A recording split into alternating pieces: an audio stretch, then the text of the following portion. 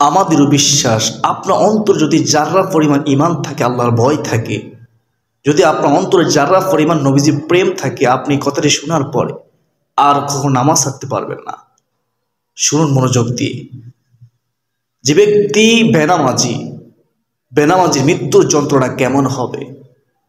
বেনামাজির মৃত্যুর যন্ত্রণা এতটা কঠিন হবে যে বেনামাজির মৃত্যুর পূর্বে প্রচণ্ড পিপাসিত থাকবে, পিপাসিত অবস্থা তার মৃত্যু হবে।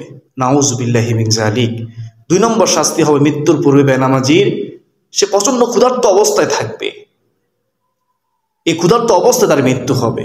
3 নম্বর যে শাস্তি সেটা হচ্ছে বেনামাজি যদি মৃত্যুবরণ করে, মৃত্যুর পূর্বে তার এই জবানে কালিমা জারি থাকবে না। তার মতো হতভাগা কপাল পোড়া কে আছে যে ব্যক্তি মৃত্যুর পর ঈমান নিয়ে মৃত্যুবরণ করতে না পারবে? তাই অনুরোধ করব, এখনো সময় আছে, তওবা করে নামাজ পড়ুন।